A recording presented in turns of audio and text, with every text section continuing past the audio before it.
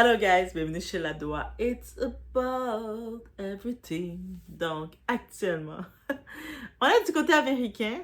On revient sur notre fameuse youtubeuse Tasha K, qui, vous vous rappelez, celle-ci qui avait été en procès avec Cardi B, contre Cardi B à cause de diffamation de plusieurs années. C'est de l'acharnement complet, là, de près de 5 ans et je ne sais trop combien de temps. Et elle avait perdu. Et on pensait, suite à la défaite légale, elle aurait fait « Moi, je parle plus jamais de Cardi B, je la fais plus vivre. » Parce que quand on parle des personnalités, qu'on veuille pas, on les met dans l'algorithme.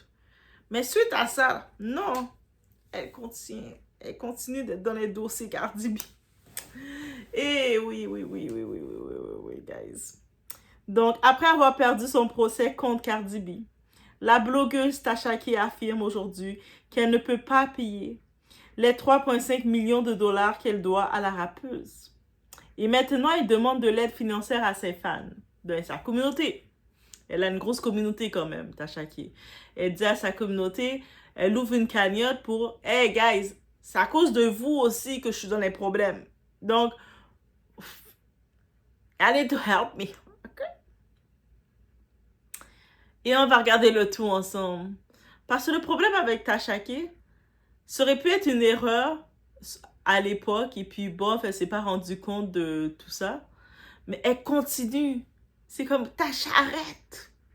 Elle a causé des problèmes à sa famille, elle a endetté sa famille. Même son mari, on est venu aller voir les comptes de son mari. Bref, on y va, on regarde le tout ensemble. It's about everything. On regarde.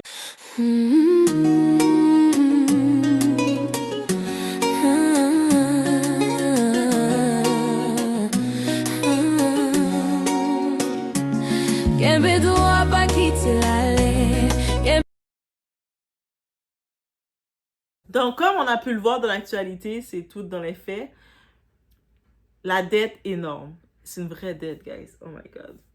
Suite au procès pour diffamation, la justice a condamné Tasha K à verser plus de 3 millions de dollars à Cardi B. Depuis, elle explique qu'elle rembourse déjà environ 20 000 dollars par mois. Vous imaginez les revenus quand même qu'elle doit faire? Parce que dans ses revenus de blogging, de YouTube qu'elle fait, elle est en mesure quand même elle prend 20 000 dollars. Au lieu que ça va dans ses poches à elle, tout ça, elle doit le verser à Cardi B. Donc, mais selon elle, cela pourrait prendre de nombreuses années pour rembourser entièrement la somme. Donc, c'est-à-dire qu'elle a quand même un revenu. Elle n'est pas affabée là. Tu reçois, si tu peux rembourser 20 000 dollars par mois, c'est que tu reçois de l'argent. On va se le dire, 1 plus 1 égale 2. Donc, tu reçois de l'argent. Là, mais par contre, elle a calculé, elle s'est dit, je calcule tout ça là, ça va me prendre beaucoup de temps, beaucoup d'années pour rembourser la dette avec Cardi B, pour ne plus être endettée avec elle, pour retirer ma dette. Et j'imagine que ça donne la pression pour ses projets à elle, si elle veut réaliser ses propres projets. Donc là, elle a créé la cagnotte GoFundMe. Elle s'est dit, pourquoi pas? Pour accélérer les paiements, Tasha K a lancé une cagnotte GoFundMe et son objectif, recevoir de l'aide financière de ses abonnés pour payer la dette plus rapidement. Comme ça, elle va terminer de rembourser Cardi B. Mais cette décision a immédiatement déclenché un énorme débat sur Internet. On regarde dans le côté américain, ça jase de partout. Internet se divise. Certains internautes disent « Chacun devrait assumer les conséquences de ses paroles ». D'autres estiment qu'elle devrait simplement continuer à payer elle-même la dette, comme elle est quand même en bon chemin. Parce que si chaque mois, elle est capable de payer 20 000 dollars, dans une année, il y a 12 mois, on fait le calcul. Donc, je pense qu'elle est en bon chemin de finir la dette. Et beaucoup se demandent pourquoi une personnalité capable de payer 20 000 dollars par mois demanderait de l'argent au public. Donc, c'est pas comme si elle est affamée. Elle est capable de payer 20 000 dollars chaque mois pour sa dette. Donc, on est quand même dans une époque que c'est complexe pour nous. Nous, on n'arrive pas à payer des 20 000 dollars chaque mois. Aucune dette. Donc, elle est dans un bon niveau. Une polémique qui continue. Ce qui surprend aussi certains internautes, c'est que malgré le procès perdu, Tasha K continue parfois de parler de Cardi B sur les réseaux, ce qui alimente encore davantage la polémique. On a vu même quand elle était en couple, elle était en relation avec Stephen Diggs, elle continuait de parler. Même l'histoire de la séparation avec Stephen Diggs, c'est elle qui était venue par elle a eu des sources.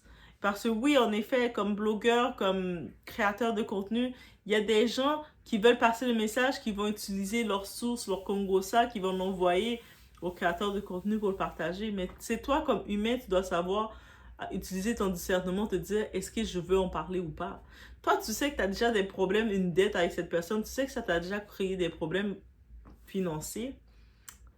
Pourquoi tu vas vouloir parler de ce dossier-là? Il y a d'autres dossiers à parler. Évite le dossier même. Parle-en plus du tout. Mais elle reste dans ce dossier, elle ne veut pas lâcher prise. Et c'est ça le problème. Et c'est ça que le monde sont à bout avec elle, dire, mais Tasha, c'est correct. Récemment, je la vois qui justifiait, dire, oh, mais oui, j'ai reçu tel fait, telle preuve concernant Stephen Diggs. Mais Stephen Diggs, c'est le baby daddy de Cardi B. Laisse ça. Ou sinon, qui venait chercher et parler de toutes les baby mamas qu'il a eues. Bref, moi, je suis comme, ça finit plus. Donc, lorsqu'on perd un procès à plusieurs millions de dollars, est-il normal de demander à ses abonnés de payer la facture? Surtout sachant qu'on a quand même l'argent parce qu'on est capable de faire un arrangement à chaque mois de payer 20 000 dollars. Donc, c'est pas comme si qu'elle est en situation de précarité ou ce qu'elle est à la rue ou ce qu'on peut avoir une sympathie là. Et c'est là. Et j'en profite d'arriver sur le sujet. Donc, tu perds un procès à plusieurs millions. Et au lieu de te faire discrète, surtout sur le sujet en question que tu as perdu, avec la personne que tu as perdue, tu continues là, on ne parle plus d'ego, on parle d'aveuglement. À ce stade, ce n'est plus du courage, c'est de l'orgueil mal placé. Le rappel brutal des faits. On parle d'un procès en diffamation. Un jury a estimé que des accusations publiques avaient porté plainte, avaient porté atteinte à la réputation et à la santé mentale de Cardi B. Résultat, des millions de dollars de dommages et intérêts. Ce n'est pas une rumeur Twitter, c'est une décision judiciaire. Ce n'est pas une rumeur, guys. Un jury a estimé que des déclarations publiques avaient franchi la ligne de la diffamation. Résultat, condamnation financière massive. Et maintenant, la pression monte. Selon plusieurs médias américains, Cardi B demanderait un examen financier en personne et l'accès aux documents bancaires. Parce que elle a quand même l'argent chaque mois de lui verser 20 000 dollars. OK? C'est beaucoup. Vous n'allez pas me dire, non, si vous me dites, moi, 20 000 dollars, c'est vraiment pas beaucoup. C'est peu. 20 000 dollars par mois de verser. Venez parler à Doha. Venez parler à Doha parce que, pardon, c'est beaucoup, moi, je trouve. Donc, la traduction de la demande d'avoir accès aux documents bancaires, c'est si tu dois de l'argent après un jugement, on veut voir où il est. Où est l'argent? Ce n'est pas du clash YouTube, c'est du droit civil. Maintenant, on parle d'argent réel. Des médias rapportent que Cardi B chercherait à examiner les finances en détail pour assurer l'exécution du jugement. Ça veut dire quoi? Quand la justice tranche, on ne débat plus, on paie. Et le vrai sujet dans tout ça, c'est l'acharnement. On imagine de perdre un procès, tu perds un procès millionnaire, la personne ne t'harcèle pas publiquement pour son argent, elle ne te fait pas de tact. Depuis l'affaire du procès, Cardi B n'a rien dit sur ça. Elle n'a pas parlé publiquement, elle n'a pas taclé, elle fait sa vie, mais elle dit, par respect, pour l'ordre des choses, tu vas payer. Je vais plus te laisser jouer avec mon nom. Et toi, c'est toi qui continues de la provoquer. Tu continues de faire des histoires avec son nom. Yo. À un moment donné, ce n'est plus du contenu, c'est une stratégie risquée. Bien entendu, je comprends l'algorithme de YouTube. YouTube récompense le drama, mais la justice ne récompense pas l'exagération. OK? Oui, l'algorithme aime les petites chocs. Oui, les accusations font cliquer. Oui, le exposing culture génère des vues, mais un tribunal ne juge pas sur les vues, guys. Il juge sur les preuves. Et ça, beaucoup de créateurs l'oublient. Donc, des fois, tu peux dire, je vais utiliser tel titre. Je vais accuser, par exemple, telle personnalité d'avoir déjà sa femme ou d'avoir commis quelque chose. Ça fait un titre tapageur. Un titre qui fait des étincelles, qui va t'amener des milliers de vues, que ce soit les gens qui vont défendre cette personnalité ou vice-versa. Mais par contre, du point de vue légal, tu te mets à risque d'acharnement. C'est pour ça que tu dois faire la part des choses. Même des fois, oui, tu peux parler d'une actualité, mais ça ne doit pas devenir répétitif et d'une façon avec des faits non fondés légalement. Et c'est peut-être si tu peux dire, tu peux parler d'un jugement, voici comme le cas de Didier, on se rappelle, les faits étaient là, il y avait des plaintes qui étaient ouvertes, on avait accès. Là, on fait du contenu, on parle des faits. Mais là que tu viens avec juste de quoi pour pouvoir essayer de creuser, faire du mal en acharnement, ça se retourne contre toi très rapidement. Et beaucoup de créateurs l'oublient. Des fois, je fais des petites vidéos, j'essaie de rappeler le côté légal, faites attention. Même si on se dit, ah ben pourquoi elle nous dit de faire attention? Parce que le côté légal, c'est pas dans la même cour que le côté création. Guys, le vrai problème, la culture de l'impunité digitale. Certains créateurs pensent que les vues qu'ils ont, ça égale pouvoir. À cause qu'ils ont le nombre de vues, mais ils vont avoir du pouvoir ou quoi que ce soit. Ils pensent que le drama égale le business model. L'acharnement, c'est une stratégie. Plus je vais m'acharner sur la personne, plus c'est la stratégie pour avoir ce que je veux. Mais quand le contenu devient une série d'accusations factuelles graves, on ne parle plus d'opinion, on parle de responsabilité légale. C'est-à-dire que si tu arrives dans ton contenu et tu te rends compte que tu es rendu dans la ligne directrice, tu fais des accusations graves, factuelles, selon des oui-dire, mais qu'il n'y a aucun fait légal pour te backer, te protéger, tu te mets en situation de vulnérabilité que tu peux te retrouver en procès et tu peux perdre aussi. En plus, si tu te retrouves que tu es localisé en Occident, crois-moi qu'ils vont te retrouver. Okay? Le digital te retrouve. Donc, faites attention à ça. Tashake, elle peut nous apprendre ça. Tu sais, des fois, moi, je suis quelqu'un, j'aime ça. Vous me connaissez, si vous me suivez, j'ai une facilité de faire des recherches rapides. Mais il y a plein de méthodes nouvelles, de trucs que j'aurais pu parler avec vous, mais j'ai pas trouvé j'aime toujours avoir une source, un journaliste avant moi ou des sources qui parlent de la situation pour que je puisse venir donner mon avis. Et quand des fois, souvent, ben, si j'ai pas de source, je regarde le sujet, ah, je voudrais en parler, ah non, j'attends. J'aime mieux attendre. Pourquoi? Parce que, je vais pas être la première à prendre le Congo ça pour quiconque. Hein? Mon analyse va attendre. Aussi simple que ça. YouTube, là, ce n'est pas un tribunal, guys. C'est pas en faisant vos vidéos, vos directs pour vous acharner sur une situation, sur une personne en particulier, que vous allez avoir justice. Ce n'est pas un tribunal. OK? L'algorithme récompense le sensationnalisme. Le sensationnel, c'est un fait. La justice récompense la preuve.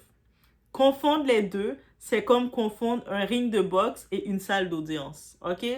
Le ring de boxe et la salle d'audience, c'est pas la même chose. Je comprends la culture de la monétisation du scandale.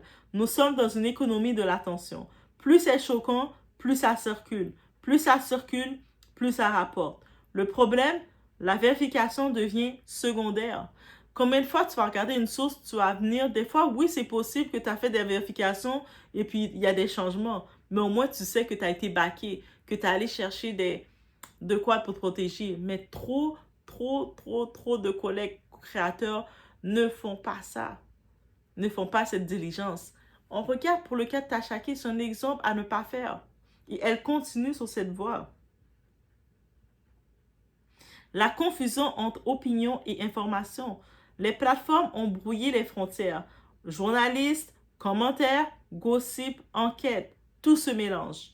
Mais juridiquement, ces catégories ne sont pas équivalentes.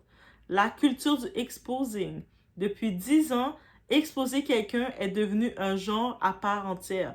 Mais exposer implique une responsabilité. Il faut que tu aies des sources solides. Tu dois avoir des sources. Vérification. Tu dois faire des vérifications t'assurer. Prudence dans les affirmations. Des fois, mieux vaut confirmer quand tu parles, tu veux exposer quelque chose, tu dis à ce qui paraît. Allez gently. Ce qui se dit sur le net. Mieux vaut laisser savoir que ce n'est pas un fait que tu es en train de dire, mais c'est ce que tu témoignes de ce que tu entends. OK? S'il y a une grande différence du point de vue légal, tout ça. Sans ça, on glisse vers la diffamation, guys. Le discernement face à la viralité. Tu peux critiquer, tu peux analyser, tu peux même être piquante. Vous savez, je suis piquante. J'aime ça utiliser des mots de temps en temps. Je suis piquante. I am savage. J'aime analyser, des fois, toutes les situations que j'aime utiliser des modèles, des personnalités parce qu'ils sont connus pour en utiliser, regarder c'est quoi le fond de la situation, c'est quoi la morale qu'on peut en ressortir, essayer de comprendre la situation et puis on en parle ensemble. Oui, je vais critiquer parce que des fois, mon avis, je vais pas être d'accord avec quelque chose et puis je vais venir, je vais critiquer. Mais par contre, il y a la ligne rouge. Les affirmations factuelles graves sans preuve solide. Ça, c'est la ligne rouge. Ça veut dire, je vais prendre un exemple simple. Je sais qu'il y a le Congo-Ça du côté congolais. Beaucoup de personnes accusent le pasteur d'avoir sa femme. C'est une accusation très grave. Tu n'as pas les faits factuels. Quand tu prends ta plateforme, tu te mets devant ta caméra et que tu accuses d'un fait aussi grave que ça, c'est même plus seulement de l'argent que tu peux débourser. Tu peux limite, avec tes vidéos que tu as fait, tu te retrouves en prison.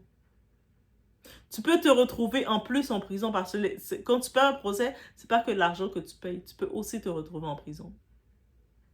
D'avoir fait des déclarations aussi graves que ça. Donc, faites attention. En plus, si maintenant dans ton contenu, on regarde, on voit plusieurs vidéos qui sont faites back-to-back envers cette même personne avec les mêmes types d'accusations, ça s'appelle quoi? Ça s'appelle un schéma, ça s'appelle un pattern, ça s'appelle de l'acharnement. Ça va se retourner contre toi. Donc oui, tu décides, mettons, des fois qu'on va regarder, on peut parler de tout. Oui, des fois, oh, il y a l'actualité, on va parler de Didi parce que son procès était à jour. J'étais à jour sur les dossiers de Didi. Selon, aujourd'hui, on parle de ci, on parle de ça, voici tel avocat d'ici, voici tel journal d'ici, et vous voyez les photos de capture de tel article que j'ai vu qu'on parlait, parce que c'était l'actualité. Il y a la différence. Mais quand tu viens pour parler de choses non factuelles, que non concrètes, que tu ne peux pas confirmer parce que c'est des oui-dire de ce que telle personne a dit, en cours, ça ne passe pas. Donc, faites attention à ça, guys. Les affirmations factuelles graves sans preuve solide. C'est la ligne rouge, je vous le répète. Parce qu'après, ce n'est plus un débat d'opinion, c'est une question de responsabilité. L'ego face à la réalité. Tu perds un procès, tu dois des millions, la stratégie logique, profil bas, réorganisation, discrétion. Tu reprends, tu as déjà ta communauté, tu reprends. Je pense qu'elle avait quand même, tu sais, comme Tasha Kay, comme blogueuse, elle est très avant-gardiste, elle a beaucoup de contacts. Et elle faisait un moment des affaires, des entrevues one-on-one, par exemple, avec certaines victimes, certaines présumées victimes, que ce soit dans le dossier Didi et puis dans d'autres dossiers où elle discutait avec différentes personnes qui n'avaient pas qui n'avaient pas de plateforme pour parler. Donc, je trouvais ça très intéressant de ce côté. Je pensais qu'elle allait s'orienter encore sur ça. Mais retourne pas dans le dossier Cardi B qui a fini de faire un procès contre toi. Même de parler que Cardi B, elle aurait eu un nouveau copain ou elle n'a pas eu de nouveau copain. Laisse tomber. Mais continuer à provoquer dans ce contexte, c'est jouer aux échecs sans comprendre les règles. C'est comme, tu sais, vous savez qu'on joue à un jeu, on joue aux échecs, mais on met les pions n'importe comment. Ça, c'est un petit peu droit quand elle joue aux échecs. Je mets toutes les pions, je mets la reine là. La personne qui joue avec moi me regarde. Mais qu'est-ce qu'elle nous fait là? La reine, pourquoi ta reine est rendue là? Parce que je suis une reine. C'est pas comme ça. Faut pas faire ça, guys. L'illusion du pouvoir digital. Beaucoup pensent, je suis derrière un micro, je suis intouchable. Non, Internet n'est pas une zone hors de la loi. C'est traçable, archivable, monétisé. Tu sais, l'argent qu'ils te payent, là, tu penses qu'ils... Quand le contenu, quand YouTube te paye, ils nous payent, là, les créateurs, peu importe le montant qu'on nous paye, ils nous payent pour notre contenu. C'est-à-dire, ils ont eu les sponsors qui ont donné des argents qui sont rentrés sur notre contenu et puis ils nous versent à chaque mois de l'argent. C'est pas juste on prend l'argent et puis ah, c'est bon, c'est facile, c'est fun. En tant que tel, ils prennent possession de notre contenu. Aussi simple que ça. Même quand tu as pensé que t'effaces. Et oui, oui, oui, comme je vous ai dit, rien ne s'efface sur l'Internet. Eh, de what? C'est pas vrai. Je vous le dis, je vous l'apprends. Ici, on apprend les choses des faits. Donc, ça veut dire que comment tu peux imaginer que quelqu'un te paye pour quelque chose et puis n'a pas en partie accès à ce qu'il a payé? C'est comme si tu vas dans un magasin, on y va dans la logique du discernement. C'est, je m'en vais au magasin, je décide de m'acheter un beau masque. Tu sais, les décorations masques comme ça, là, tribal. J'achète ça, ce beau masque au magasin. Je le paye, right? Donc, c'est à qui? Est-ce que ça appartient encore au magasin ou c'est à toi, c'est à moi? C'est à moi, c'est ma possession. Donc, je le prends et je fais ce que je veux de ça, de mon masque. Mais c'est il y a même la même propriété sur ce qu'on a payé pour. Je vous apprends quelque chose? Non, je vous apprends rien. Et donc, dites-vous que tout est attaquable juridiquement. L'illusion d'immunité numérique. Beaucoup pensent que l'écran protège, mais la numérique laisse des traces. Vidéos archivées, capture, monétisation documentée. Donc, c'est ça. Ce qui crée un dossier exploitable en justice. Le message caché derrière cette affaire. Ce dossier envoie un signal à tout l'écosystème influence et gossip. La notoriété n'annule pas les conséquences. La liberté d'expression n'efface pas la diffamation. Le signal envoyé à l'écosystème, c'est ce qu'il s'exprime. Cette affaire envoie un message clair. La célébrité n'annule pas la loi. La viralité n'efface pas la responsabilité. Et la liberté d'expression a des limites juridiques précises. Ici, ce n'est pas une question que est-ce que t'aimes ou pas Cardi B. Ce n'est pas ici une question du fanatisme. Ce n'est pas la team d'intel, on est team intel ou pas. C'est une question de cadre. Si un tribunal statue, les règles changent. Aussi simple que ça. On n'est plus dans le niveau. Donc, c'est-à-dire que si tu vois que tu as, oups, j'ai un petit peu je pense que je suis en train de dépasser le cadre du simple fait de faire du Congossa ou de faire du blogging. Je pense que je suis un peu dans la ligne rouge. Prends du recul, revérifie ton contenu, regarde tes factuels et tu dis, OK, je vais passer à autre chose. Je suis trop avancé là où je ne devais pas trop m'avancer. C'est mon conseil. La vraie leçon pour les créateurs, le game de YouTube, c'est bien, mais la stratégie, c'est mieux. Tu peux curse intelligemment, tu peux être incisive, là. Tu peux être doigt savage de temps en temps. C'était des bêtes, c'était un petit cochon. Tu peux être bête comme ça, tu peux être de même. Mais l'acharnement, c'est rarement rentable sur le long terme. N'est-ce pas? La liberté d'expression protège les opinions. Elle ne protège pas les affirmations factuelles non prouvées. Et ça, c'est la différence.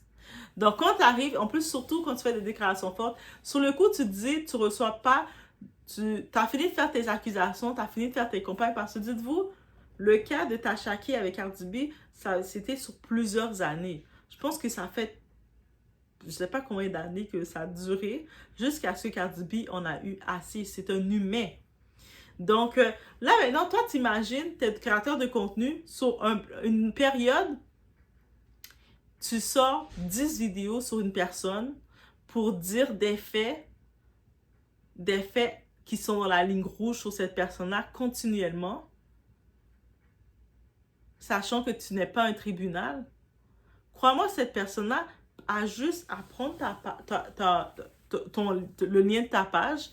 Elle consulte des conseillers juridiques. Elle dit, là, actuellement, je me sens oppressée, je me sens en dépression, ça va pas bien. Et regardez qui fait ça, qui parle sur moi, qui dit des faits très graves sur moi depuis le nombre de temps.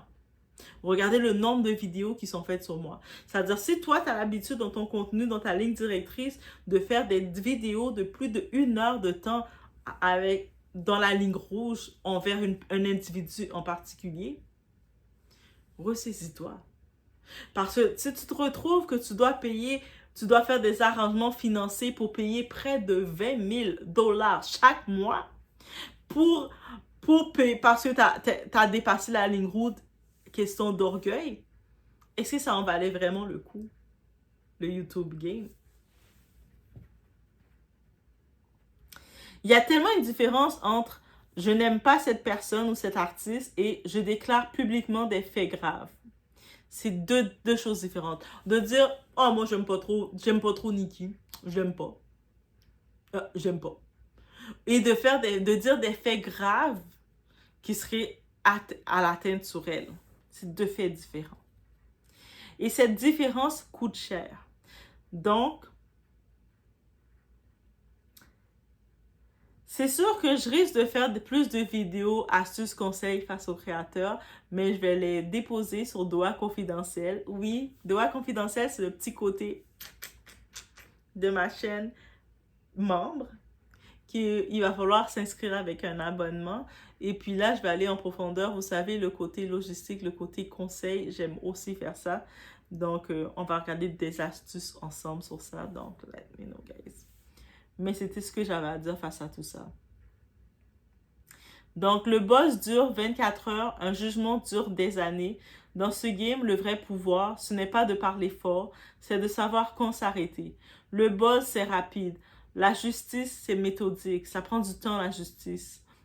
Et quand ça arrive, ça arrive.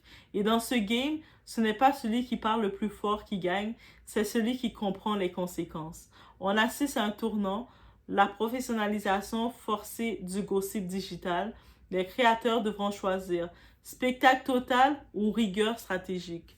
Donc, je vous laisse sur cette réflexion. Guys, let me know what you think. On se retrouve dans la prochaine vidéo. Donc, comme vous avez pu remarquer, c'est en tant que tel, ces 2 vidéos que je vais faire. Je les ai combinées ensemble. Je voulais faire la vidéo qui parlait de Cardi, qui avait fait, à ce qui paraît, dans son entourage, ça a été sorti qu'elle fait des demandes pour voir où est son argent qu'on lui doit, parce que, tu sais, elle a gagné son procès, mais l'argent doit être là. Et le côté que Tashaké, maintenant, qui fait des versements de 20 000 $ chaque mois, mais qui demande à sa communauté de payer sa dette. Et puis, elle continue la même chose qui l'a causé des problèmes. C'est comme, girl, même si tu demandes à des gens de t'aider, tu peux plus faire les bêtises que tu faisais, là, me semble. Donc, en même temps, j'en ai profité, donner quelques astuces aux collègues créateurs. Passer de ouais comme ça.